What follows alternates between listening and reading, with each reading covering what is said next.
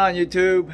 So I've been seeing this a lot, especially on the Facebook pages and all that, in the TL community. Oh, how hard is it to convert my TL over from an automatic to a manual? And let's be honest, because a lot of the TLs out there are automatics. For instance, was an automatic that I did do a conversion on. So in this video, I'm going to do a little in-depth about what it takes for you to do a auto to manual conversion, and basically show you the steps that I did to make it possible.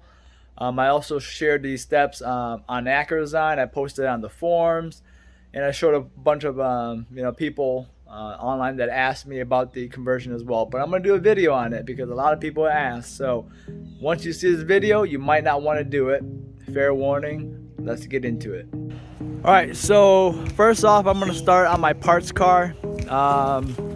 As some of you guys do know that I posted about this car, this is my parts car that I bought on an auction from Copart. It was a 6-speed original manual, crashed up from front. Motor was still running, trans was still good. I pulled this out and I did the conversion on my car. So this is my parts car sitting on the side of my garage. I haven't gotten rid of it yet. There's still a few pieces that I want to pull off before I get rid of the entire shell, but this is how it sits. So I want to show you guys a little bit difference of the auto to manual, and then I'll also include a few other pictures in this video as well, so you guys can see. So let's open up the hood.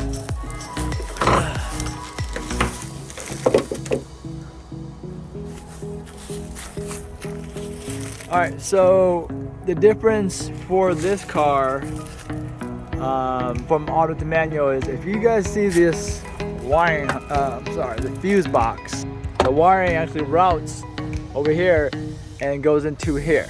If you guys can look into this firewall, this is where it will go into a 6-speed TL. Autos do not have this route. So on an automatic, the fuse box, they route the wiring harness back over to where the you see that hole right there, and basically that hole is where the clutch pedal sits. So obviously there's a clutch pedal here, so Acura routed this entire wiring harness to the middle of the firewall down through the dash. So in the conversion, if your harness is still good, you would want to swap all this over, cut a hole, and route the harness through this way. I did not use this harness, that's why you still see it on this parts car, because when it got to the accident, a lot of wiring got hit and damaged, so I decided to use my automatic, which you can do. Alright, and also the difference, and I'll include the picture right here. You can see that the auto and the manual subframes are different. If you look here, this is the automatic subframe that came out of my auto TL. I put it on this car so I could roll it out. I have the manual one on my black TL, and you can see on the transmission side the mounting is different. In the picture you can see as well that I did, I circled and I showed what's the difference between the mounting for the automatic and the manual. On this subframe, it's welded on here. I mean, if you're talking about cutting and re-welding and doing customization, you can get it to work on using an auto. But if you just want to be a bolt-on guy like me who doesn't have fabrication work, I have a welder but I'm not that good, then you want something that bolts up. So you need the manual subframe. That's the key. So you need a manual subframe. That's a big difference on the manual transmission to auto. You gotta route this harness. So either you use this manual one that you bought from your parts car, you have to cut a hole in the automatic because the automatic does not have that hole, or you have to route it through use the automatic harness and you have to route it through where it normally is. And I'll show you what I did for mine, that I basically did not use this harness. I used the automatic harness for the fuse. I'm gonna go into the car right now. Let's close this. This almost fucking failed me. So this is basically the parts car. interior, everything's all stripped out. Now, you notice right away, there is no dash. And the reason for that is I use this dash for my TL, my auto TL, because the manual and auto TL dashes are different. As far as looks, they're identical. But the wiring, there's a wiring that goes from the clutch pedal switch, through over to the ECU, for every time when you step in the clutch and you start the car. That wiring is actually on that dash. So if you use that dash, you don't have to wire it up. Also, that dash was cleaner than my car, so I wanted to use that dash anyways. You can, however, splice into the ECU harness, run a new wire to that switch so you don't have to swap the dash. That's another option, but you can see I did use a dash, and that's the reason for it. So also keep in mind, it's a lot easier to work on clutch pedals and all that, trying to put that mount it into an automatic with no dash. You know, it's right here. You don't have to be looking from underneath looking up. So big advantage of having the dash pulled out. It's a lot of work, but it can be done. This is not going to be a tutorial on how to take out a dash, but you get the point. So you can see here, this is where the hole that you saw from the other side, where the clutch pedal basically presses. So if you want to say, yeah, the clutch master cylinder will go through here. As you can see, I had to drill out, let's see, I had to drill out this bracket up here. This was a bracket that sat up here that was welded in. Now that bracket you do need for the pedal. The pedal sits here, you push down, it has a bracket up here that holds it in place. Now I will insert the picture in the video now so you can see what I'm talking about. But basically I had to drill it out, and I had to drill 4 dimple holes and put it into my black TL. I used bolts from the backside, so I had to actually cut a little hole here and use bolts on the backside and tighten it down. So that you have to do as well. So again, you know, there's a lot of customization that you do have to take in place here.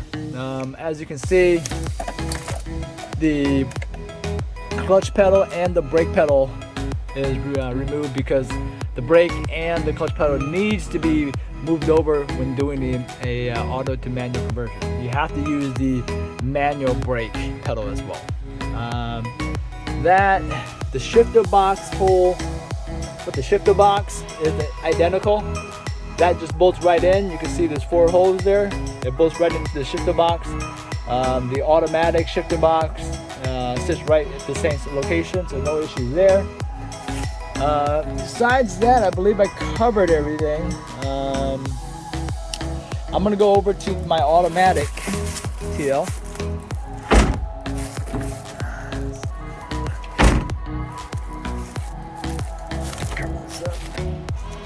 Alright, so this is my TL that you guys see on the channel. It was automatic originally, and I converted it to a manual. Now again, I hate when these leaves fall into my car. So much leaves when trees are on my house. Alright.